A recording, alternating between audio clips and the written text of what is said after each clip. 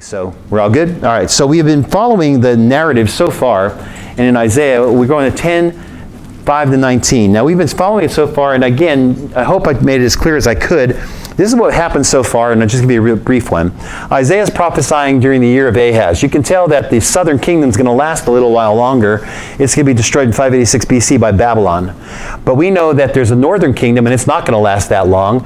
It's going to be destroyed in 722 BC. Pekah is the king. We know that Pekah is in alliance with King Rezin of Syria. Syria has nothing to do with Israel. It's an enemy nation. Aram was called in the Bible. So we know that they're in alliance. I'm giving you a review. So we know they tried to come down. Their plot was to come down against King Ahaz and Jerusalem and take Judah. King Pekah and King Rezin were aligning together. So we studied this already, and we knew that what was happening here was this. We knew that Ahaz was 20 years old when he succeeded his father King Jotham to the throne in Judea, and he was a weak and idolatrous king. This is who Isaiah is prophesying to. Soon greater troubles and misfortunes fell upon the land of Judah and King Ahaz. Israel's king Pekah, which is from Ephraim, and Aram's king Rezin joined forces to attack Jerusalem, Judah's capital. You know all that because we went over all that. And so now Isaiah moves further down to the future and pronounces a punishment on Assyria. Not Syria or Aram, Assyria. Let me show you what he's doing. So the first thing he pronounced the punishment on was Ephraim. They were the ones that were going against Judah and Jerusalem. Now he's going to pronounce a punishment on Assyria. Now they never did take Judah and Jerusalem. The northern kingdom never did take that. They were taken into captivity by Assyria. But Assyria now is going to try to take Judah and Jerusalem. And so God's going to pronounce a judgment on them even before they try to attempt it. They are a world power that will actually take into captivity the northern nation of Israel. And so let me show you the Assyrian kingdom. As we look at it, let me get a little pointer here. I think I have one in here, if it works. And it doesn't. All right, so the Assyrian kingdom, here's Judah down here in the brown. So the Assyrian kingdom is huge. And it eventually comes and it takes captive the northern kingdom with Samaria as its capital. It takes that. They go in captivity 722 BC. So Assyria is a world power. It's gobbling up all the nations around it, and it takes the northern kingdom. God's punishing his people, the northern kingdom, for their rebellion. How many are following this? For the rebellion to try to take Judah and Jerusalem. So listen to the plot because it's pretty detailed and you can't miss a sentence because you'll get lost. So it's around 732 BC, Assyria captures the northern kingdom of Israel. I showed you last time we met some charts about this Assyrian invasion, and let me show you a couple more. So we see that they'll come and they'll take the northern kingdom and they'll take them back to Nineveh. They'll take captives to Nineveh.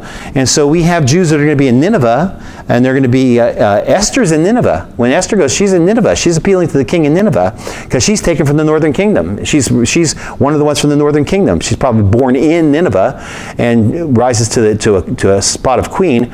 But then we have people that are going to be in Babylon. They're not going to go in Babylon from the north. They're going to go in Babylon from the south. The south is going to be taken by Babylon. Babylon's going to destroy Assyria. And so we're watching a history, and Isaiah's prophesying this stuff, and I'm not sure anybody's even following it in Isaiah's time, but we can see it in hindsight. We can see what he's talking about. So God is about to use this ungodly nation, now watch, Assyria, to punish his people of Israel who rebelled. Now you should have some problems with that. You should be thinking, why is God using an ungodly nation to punish his own people? That's a theme tonight that you're going to see. So around 732 BC, Assyria will capture Israel. This is after Isaiah prophesies. I showed you some of these charts. As it captures it, that's the Assyrian Empire. They'll capture the northern nation of Israel and take them back to Nineveh. This is the encompassing area of Assyria and everything it's conquered. So we know they storm Syria, and they storm the northern nation, and they take them back. They take them back captive. I showed you how they took the rulers, and they took them back, and they made them bald. We talked about Isaiah saying that. He's prophesying it. They actually did it. This is from a stone relief from Nineveh. By the way, today Nineveh is Mosul. And so we saw how they were killed. But Israel falls to the Assyrians. So the northern nation falls. The Assyrian invasion meant the end of Jewish people in Israel, the northern kingdom. Israelites from Canaan were never heard from again, and it became known as the 10 lost tribes. So whenever you hear about the 10 lost tribes, that's the ones that Assyria came and took those 10 tribes. That's the nation of Israel. Assyrians prepared then to conquer Judah. Then they were going to go down and they were going to conquer Judah. Now, what's happening here is we see something going on like this. So the Assyrian Empire in 650 BC, after the Assyrian conquest of Israel, northern kingdom, they tried to conquer Jerusalem but failed. Judah was able to continue to exist as a tribute state. So they tried. This is the most powerful army in the world. They're a world ruler. They're gobbling up nations everywhere. They cannot take little tiny Judah. It reminds me of today and all the nations around Israel trying to take it. You've got to see God's hand in Israel for years and years and years, all the way up to our time. And so this is more than just history to me. It's amazing Bible prophecy that proves the scriptures to me and proves that God said what he says he does, he's going to do. So it is here in chapter 10 that Isaiah now pronounces the punishment for taking God's people, the northern nation. Isaiah is going to prophesy Assyria's downfall before they ever fall down. How many of you get it? So he's going to give you something. And by the way, history points it out. I think you'd have to be absolutely stupid not to believe in the Bible. Because history proves the Bible. It proves it out. We know Isaiah's prophesying before this happens, and he's going to give us a blow-by-blow detail. So that's where we are in Isaiah chapter 10, verses 5 to 9, which we're going to study tonight. So he's talking about the punishment against Ephraim, and now the punishment against Assyria, because they took the northern nation and they're trying to take the southern nation. So look at Isaiah chapter 10, verse 5 to 11, and I'm going to read it from the Message. It gives you the storyline better. Doomed to Assyria, a weapon of my anger. My wrath is a cudgel in his hands. I sent him against a godless nation, against the people I'm angry with. Who's God angry with? Anybody? Israel. He's angry at his own people. So he moves Assyria, a pagan nation, to go against his own people. Again, you should have some problems with that. We'll talk about that in a moment. I command him to strip them clean, rob them blind, and then push their faces in the mud and leave them. He's commanding a pagan nation to do this to his people because they're rebellious. They're idol worshippers. They're going against it. So he's raising up someone who's pagan to go against them. But Assyria, this is why people read the Old Testament. They don't understand things. They say, God's so cruel. But listen, but Assyria had another agenda. Now, don't miss this. God raised them up to do one thing, but Assyria had another agenda. He has something else in mind. He's out to destroy utterly, to stamp out as many nations as he can. Assyria says, aren't my commanders all kings? Can't they do whatever they like? So you're going to follow a plot line today. It's almost like a mystery, but you're going to follow it today. And I'm going to explain some things that most people never explain. They just tell you, read the Old Testament, and hey, if God's a hard guy, then you just get along with it, and they never give an explanation. There is a whole lot of logic going on here. God has a plan here, and we're going to watch that plan unfold. And you're going to see it happen even in our world today as we get to the end of this. So the question is, why should God pronounce woe against Assyria, whom he chose as the rod of his anger and the staff of his wrath against Judah and Jerusalem? Here it is in the King James. He says this, O Assyrian, the rod of my anger and the staff in their hand is my indignation. So he's choosing Assyria to put punishment on his people, and he's calling them his rod. Imagine Assyria as a rod in God's hand. He's using Assyria to whip his people. Don't miss it. It's a pagan nation. He's using them to whip his people. You must think, well, God's cruel. Why would God punish his own people like that with a pagan nation? Just listen to it. By the way, that northern kingdom is fully taken back to Assyria. They're in captivity. So our human minds can't comprehend this. Isaiah tells us that God gave Assyria the go-ahead to attack his people, seize the wealth, march them into exile, and trample them through their streets. Isaiah 10:6 says this, and again, this is a storyline that if you miss it, it's like a series on TV. You miss one of the lines I'm going to tell you, and you're going to be lost because it's just building on each other. Watch. I will send him against the hypocritical nation and against the people of my wrath. This is the King James verse 6. I will give him a charge to take the spoil, to take the prey, to tread them down like the mire of the streets. I'm just giving it to you. I gave it to you from the Message, now I'll give it to you from the King James. So as total as this destruction was to be, now watch, it was still limited to Judah and within the sovereign plans of God. Let me repeat that. As total as the destruction was going to be, it had its limits. God set limits on it. But we have trouble understanding how God can use an evil nation to conquer his own people. We can't comprehend God allowing evil to reign, especially over his people. I got an email the other day. Well, actually, I got it today. I read it and I just gave it back to you. I answered it. It was, how can I call Donald Trump holy? Well, the first thing I told him was I never called Donald Trump holy. And the second thing I called him was, even if Donald Trump is a pagan, and he very may well be, God can use him. God uses pagans all the time. God is sovereign. He can use anybody he wants. He used Cyrus to send the Israelites back to their own land. Cyrus was a pagan. He can use anybody he wants. Nobody's outside the limit of God using him because God's sovereign over mankind. So let me step aside here for a moment. Does anybody recognize who this is? No one? I'll tell you who he is. Here's some of his names. Accuser, adversary, Apollyon, destroyer, beast, Beelzebub, deceiver, devil, dragon, enemy, evil one, father of lies, lawless one, Leviathan, liar, Lucifer, murderer, power of darkness, prince of power of the air, roaring lion, ruler of demons, ruler of this world, Satan, serpent of old, son of perdition, tempter, thief, wicked one, and the one I showed you was the angel of light. Satan appears as an angel of light. He doesn't have red pajamas with horns and a pitchfork and a tail. That's not who Satan is. He appears as an angel of light. He never appears as somebody he appears beautiful. He appears as something that's desirable. Sin is desirable. If you saw the horror of sin, we'd stay away from it a million miles.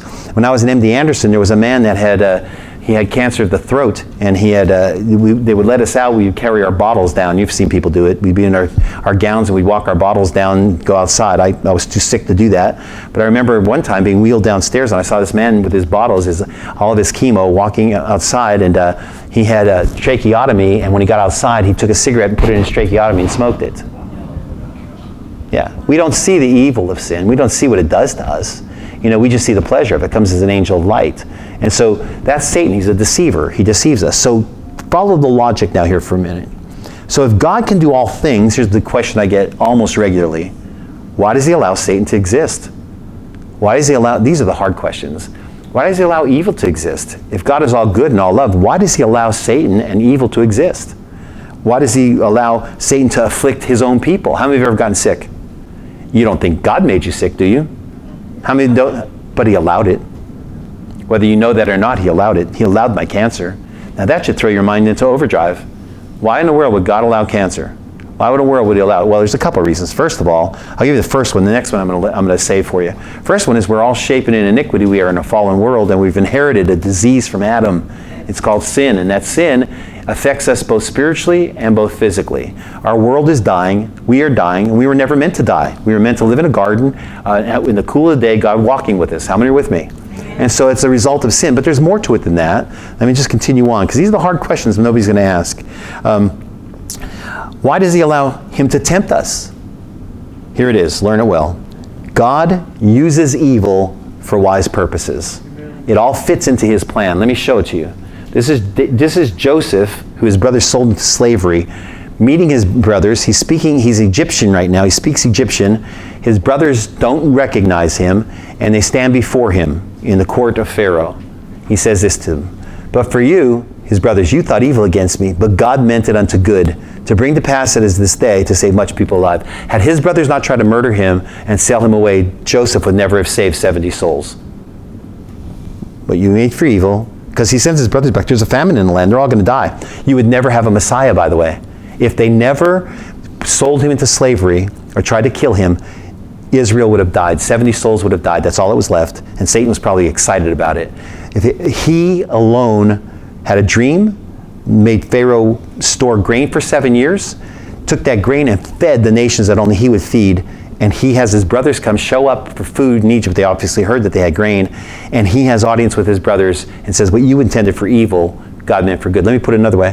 What Satan tried to do evil to me, God used it for my benefit and yours. It's pretty amazing, isn't it? So they don't recognize him. There he is. You want to see it again? How about Job?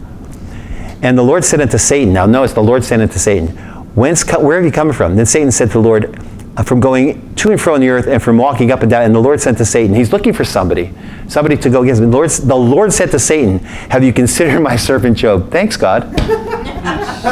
Thanks a lot for pointing me out. He missed me. Job could have said, God, he missed me. What are you doing? Why would you point me out to Satan? And he says, and there's none like him in the earth, God says, a perfect and upright man that fears God and stays away from evil. And Satan answered the Lord and said, does Job fear God for nothing? Now watch. Hast thou not made a hedge about him? Isn't he protected in his house and about all that he has on every side? You've blessed the work of his hands, and his substance is increased in life. He's under your blessings. How many are under blessings of God? He says he fears you. He has respect for you. That word fear is reverence. He has reverence for you because you blessed him. But put forth your hand now and touch all that he has, and he will curse thee to thy face. Now notice what it says. It doesn't say, I'm going to take all he has. It says, you have the power to do it. That's what Satan's doing. You put forth your hand and take your hand of protection off him. And watch. And he will curse you to your face. If you take that hand of protection off him and you allow me access, again, chills, you allow me access to his life, he'll curse you to his face.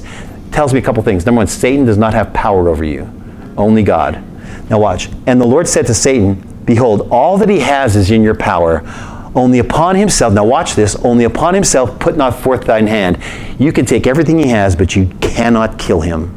You can't take his life. So Satan went forth from the presence of the Lord. You know the rest of the story of Job. That was the permission of God. Even his friends denied Job. That was what he set limits. He said, you can do it, but here's the limit. You can take all his stuff, because actually God doesn't care about your stuff. Did you know that? Yes. He doesn't care about your stuff. You can take all he has, but upon his life, you can't take his life. But we have trouble still understanding how God can use an evil nation to conquer his people. We can't comprehend allowing evil to reign. So here it is, and here's the kicker. Evil cannot go beyond the boundaries or the borders that God sets for it. It's the same for Judah and Jerusalem, and it's the same for you and I today. Assyria does go beyond the borders. Consequently, Assyria is judged for 3 specific sins. Number 1, the sin of seeking world domination. Howbeit he means not so, neither does his heart think so, but it is in his heart to destroy and cut off nations, not a few. That means many. For he said, are not my princes altogether kings? This is what Assyria's thing, the sign of seeking world domination. This is pronounced against the king of Assyria, Sargon. Sargon is the king of Assyria. That's what he looked like. Matter of fact, if you really want to know what he looked like, I'm going to do this for you tonight. And nobody's going to get out of here without giving this back to me. This is Sargon II, same Sargon, Sargon II. I have an ancient coin collection. This is Sargon II. It was minted by Sargon in Nineveh in 722 to 705 BC. That's an actual coin. That's his actual picture. So I'm going to pass it around. You can look at Sargon. And actually, I'd like to get it back because it's really worth a lot of money. But I want you to have it to look at it. So there was such a Sargon. The Bible's talking about this king, and that's who it is. It's King Sargon. So in 721 BC, he will destroy Israel first. Then they'll try to march on Judah and Jerusalem. You're following the storyline. So God will judge him for violating the limits of God's charge. God wants him to punish them, but he doesn't want them to destroy them. How many of you get it? Okay, so they're seeking world domination. They don't care about God's plans. They're doing what they want to do. God doesn't care that they're doing what they want to do as long as they fit the sovereign plan of God. But once they deviate from that and geek evil to that spot where God doesn't want it, then it's going to happen. Listen, God never intended me to die from cancer 12 years ago. He allowed me to have cancer 12 years ago. And I can tell you tons of reasons why, by the way. But he didn't, and he allowed Satan to touch me because cancer doesn't come from God. Somebody say amen. But he could not take my life. There was a boundary on it. And that's the key. This is the key that's going on. So God will judge him for violating the limits of God's charge, seeking world domination. Isaiah tells us that it is in his heart, Assyria, and Sargon, by the way, to destroy and cut off not a few or many nations. Nations that come closest to world domination. Let me show you them. Here's the nation that came closest to world domination. The Ming Dynasty, 1368 BC, AD. Nazi Germany, Ottoman Empire, Alexander the Great, Roman Empire, Napoleon, Russian Empire, Mongolian Empire, Assyrian Empire. They came closest to world domination. We know that the Han Dynasty did. We know that the Suleiman the Magnificent of the Ottoman Empire did. We know that Hitler and Stalin of the Russian Empire. We know the Mongolian Empire, Genghis Khan did. We know that Alexander the Great did. We know that Sargon, the Assyrian Empire, that's the last one. He came very close to world domination. He was gobbling up every nation he could possibly do. Throughout human history, dictators have tried to control the world throughout human history. Their evil ambition always runs counter to the sovereignty of God, who alone has dominion over the nations. He allows nations to go against nations, only because he has a sovereign plan. He knows what he's doing. The wars that are fought and men sent to die because of a leader's exaggerated ego flies in the face of a just God. God won't tolerate pretenders to his throne. And when Sargon's motives, that one you see in that coin, for world domination were exposed, judgment was inevitable. So the second thing they had was the sin of playing God. We will destroy, this is what Assyria is saying in Sargon. We will destroy Kalno, just as we did Carchemish. He will say, and Hamath will go down before us as Arpad did. He's talking about the cities and the nations he conquered. And we will destroy the Samaria, that's the northern kingdom, which they did, just as we did Damascus. Yes, we have finished off many a kingdom whose idols were far greater than those in Jerusalem and Samaria. Now, let that sink in. He's threatening Jerusalem. He's threatening the southern kingdom. He says, we're going to destroy you just like we destroyed all the other nations. We took down all their idols. We'll take down your idols. This is the sin of playing God. Look at Sargon's boast. He says, are not my princes altogether kings? I read you that.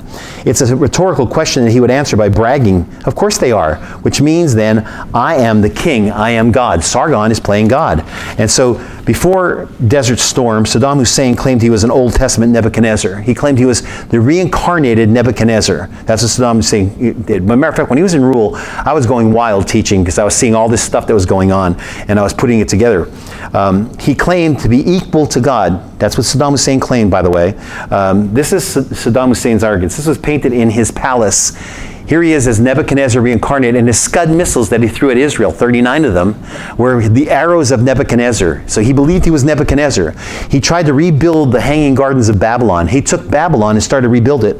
There's still bricks in Babylon that are almost 4,000 years old that have Nebuchadnezzar's name on them. Just like the back of that coin, it's in Sanskrit, it's named on it. He took those bricks, Saddam Hussein, and he put them in kilns and turned them around and put his name on the other side. He was trying to rebuild the Hanging Gardens of Babylon. Poor attempt. It was a wonder of the world, but that's one of the palaces he put inside the Babylon. That is the ruins of ancient Babylon. So he's trying to rebuild Babylon, the Ishtar Gate and everything. He actually minted a coin with his picture and Nebuchadnezzar's picture on it. Gold coin.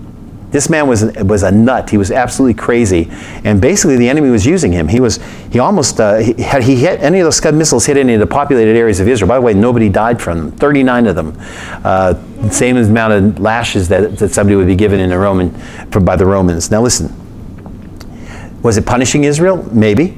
Maybe God used him for that. Maybe God used him to wake up Israel, because obviously he couldn't do it without God's control. Somebody say amen. So he's allowing things. Now watch. So Saddam Hussein should have read the 4th chapter of Daniel before claiming Nebuchadnezzar's heritage. Nebuchadnezzar lost his sanity. Now watch. He was found, according to Daniel, in a field of animals with his fingernails grown out and his hair disheveled. Amazingly, that's exactly how they found Saddam Hussein. That is a tunnel in a field where cows were grazing. He comes out of it and his hair was disheveled and his fingernails were long. They said he was babbling, just like Nebuchadnezzar. This is something that goes way beyond coincidence. This is what we see when we see people that are trying to do something against God. So basically he's doing something that obviously is against God. It's the sin of playing God. It always gets punished. Now any ruler like this wants to play God. We see them over and over again in our world. The third thing is the sin of demeaning God. Shall I not, as I have done unto Samaria and her idols, so do to Jerusalem and her idols? He's saying that the God of Jerusalem is an idol. And now listen to what he's saying. Sargon made another fatal mistake. He assumed that the God of Israel was just another god, a small g. In a colossal show of arrogance, Sargon of Syria lumped Jerusalem, the holy city, into a category of other cities and lands that he conquered: Cano, Carchemish, Hamash, Arpad, Samaria, and Damascus. Each had its own local idols. Yes, Samaria had local idols. They had gone away from God. That's why God punished them. Northern Israel had idols. God punished them. So he took away their idols and basically said, I took away their idols and their God didn't strike me dead. So I'm going to go into Jerusalem and take away your idols. He's talking about the real God now. And he's not going to strike me dead. So he's playing God again. Each had its own local God. So with the same arrogance, he says to Jerusalem, I'll take down your idol, your God too, and nothing will happen to me. Oops. But Sargon's not alone in his arrogance towards God today. There's a lot of people that are arrogant to God today. Lots of people get high and mighty with their own agenda over God's. Let me give you some examples. The temptation comes to everyone who God chooses for a special task. Everyone. Scholars can use biblical texts to advance their own prejudices. Preachers can exploit the power of their pulpit to manipulate their own congregations. Counselors can play on people that are vulnerable to seduce them. And PhDs who take liberty to be authorities on every subject, I call them PH deities. I like that. Are cured only by a good dose of humility. Sargon's going to get a dose of humility. The time of judgment. Here it is. After the Lord has used the king of Assyria, let me suggest to you that the Lord used Hitler. Let me suggest to you that he used Nebuchadnezzar. Let me suggest to you that he used Saddam Hussein. Let me suggest to you that he's using Kim Jong-un. Let me suggest to you that he's using Vladimir Putin. He's using him. God's sovereign. They're not sovereign. They're not making decrees and thinking that they're doing it. God's sovereign. He has his way. They may think it's their idea, but it's playing into God's plan. You have a free will, but that free will, trust me, is going to play into God's plan sooner or later. Somebody say amen. It's the sovereignty of God. He knows. He already told us the end. We can't. I had one guy come to me once when I was teaching Revelation for like a year, and he said, I believe if we pray long enough, we can change Revelation. I said, you're an idiot. So I don't know how else to tell you. You're an idiot. You can't change God's word. It's going to happen. So every idea anyone has today is going to play into Revelation. It's going to play in. It's going to happen. That's the sovereignty of God. So listen to it. The timing of judgment. Isaiah 10, 12 to 14. And by the way, that is from the Living Bible. It says, after the Lord has used the king of Assyria to accomplish his purpose, then he will turn upon the Assyrians and punish them too, for they are proud and haughty men. They didn't do exactly what I wanted them to do, even though they didn't know it. They went beyond that. They took their evil beyond what my sovereignty wants to allow. They boast, we in our own power and wisdom have won these wars. We're great, we're wise. By our own strength we broke down the walls and destroyed the people and carried off their treasures. In our greatness we've robbed their nests of riches and gathered up kingdoms as the farmer gathers eggs.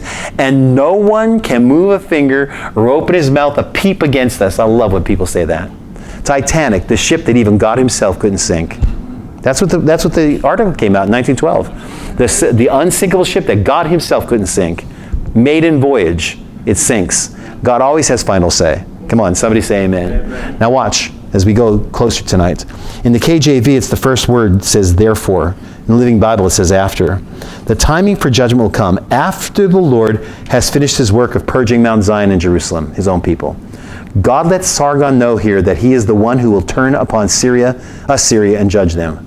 Then with surgical precision, God lets Sargon know he's about to turn it all around. The evil desires of men's hearts cannot thwart God's sovereignty. Indeed, they are subject to it. Even the evil desires of God's heart, he knows it's going to be evil and he knows how it's going to play out and he uses it for his purpose. How many are getting this tonight? So God is restating his claim as sovereign Lord. And he's telling us something. God always has final say. Listen to the fifth part. The Assyrian judge for the reason for judgment.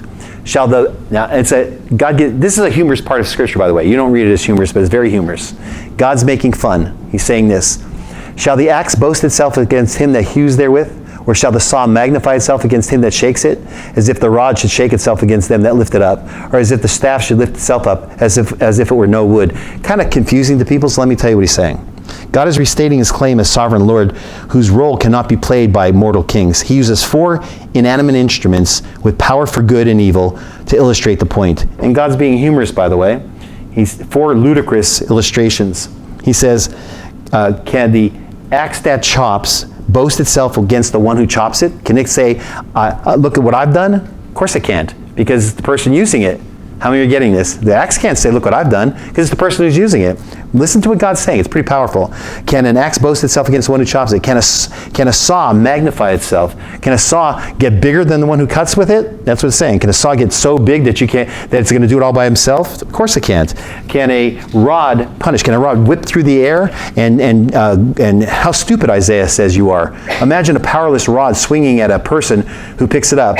And so a rod can't swing at somebody, at someone, or a lifeless club lifting itself up and cutting through thin air, a staff. Can it lift its own self up? Of course it can't. What God's saying is, Assyria, you couldn't do anything unless I used you. You were in my hand as a tool, just like the axe. You think you can do something. You're as dumb as that axe that thinks it can chop down a tree all by itself. Someone has to wield you. How many are getting it? All right, so just hang on for a moment. So Sargon is stupid. He's not in control. God says, I'm in control. I'm using you for my purposes, and you don't even know it. You're just a thoughtless, lifeless, powerless tool in my hands. Wow. So is Alexander the Great. So is Genghis Khan. So is Hitler. So is Mussolini. So is Stalin. So is Joseph's brothers, etc., etc. God used them for an ultimate goal. Some, we know the reason. I know the reason why God used Hitler. It may seem horrible to you. Now, Hitler was evil. God is not supporting his evil, but he's tunneling that evil. He's funneling somewhere. How many of you understand what I'm saying? He's not purporting the evil. He's not backing the evil. He's funneling it somewhere. He's given us free will. So Hitler's free will was to do evil. So God's going to take that evil and funnel it. What came out of what Hitler did? Anybody know? Israel. You would not have a nation of Israel. The Zionist movement was fueled by Hitler. They sought a land. They had not sought a land for 2,000 years. Without Hitler, they would never have sought a land. And we would never have prophecy starting, and we would never see Jesus return. So everything, he doesn't sponsor the evil, but he steers it to do something that will come. What you intended for evil, I will use for good. It's definitely that way. Some of these things we know. Some of them we see from history. Some of them we may never know until eternity. So lastly, let me give you this one. The Assyrian judge for the effects of judgment. Because of all your evil boasting, Living Bible, O King Assyria, the Lord of hosts will send a plague among your proud troops and strike them down. And by the way, it did happen. Not to him, but his son who took over. A plague came and actually dwindled Assyria to nothing and allowed Babylon to conquer it. God, the light and holy one of Israel, will be the fire and the flame that will destroy them. In a single night he will burn those thorns and briars, the Assyrians who destroyed the land of Israel. Assyria's vast army is like a glorious forest. It will be destroyed. The Lord will destroy them soul and body as when sick man wastes away. Only a few from all that mighty army will be left, so a child could count them. It's talking about Babylon. When Babylon conquered Assyria, they didn't throw a siege up for months and years. That's usually what happens around a city. They took it in a single night. And so it's absolutely a powerful thing. So let me sum it all up for you tonight. Let me bring you to a point where it hits us. So in KJV, this verse, it starts out with another therefore and brings out God's ultimate punishment upon Sargon and Assyria. History tells us that in 706 BC, just 2 decades after Isaiah's prophecy, Sargon was killed in the Battle of Tabal. It's central Turkey today. His body was never recovered. His son Sennacherib succeeded him, but Babylon was constantly destroying. Sennacherib, you'll read about him in Scripture, he tries to go against Jerusalem, was constantly destroying Assyrian cities and lands, and eventually would conquer Assyria herself, decimating its land and decimating its army. Isaiah tells us in verse 18 and 19 that Judah is assured that even its most formidable foe will come to a judgment without the trace of a remnant. A perfect modern example is Adolf Hitler. Now listen to this. He amassed over 4.5 million men in his Nazi army. 4.5, the largest standing army the world has ever seen. 4.5 million men. I think there was almost 60 million people that were in Germany. Almost 95% of them were Nazis. 4.5 million fighting Nazis. Think about it. One of the largest standing armies ever. And all of them were bent on the destruction of the Jews. He wiped out 6 million Jews. The number of German Jews alive at the end of World War II was a tiny number, was less than 20,000. Now let me tell you this. Hitler killed an average of 83,000 Jews per month for 6 years or 72 months. If you divide 6 million out by 72 months, it's 20,833 a week. He's killing 20,833 Jews a week. If World War II, listen to the timing of God, hadn't ended when it did, Hitler would have wiped out every single Jew in Germany in less than 2 more weeks. Every single one of them. 20,000 were left in Germany. So is that not the hand of God? Just being able to stop that. Now watch. So today, get this. We're talking about destruction. Today, there's 14.5 million Jews in the world. Is that not ironic to you? 14.5 million Jews in the world today. 250,000 of them live in Germany. 250,000 direct descendants of those 20,000. 250,000 of them. And how many Nazis are there in Germany today?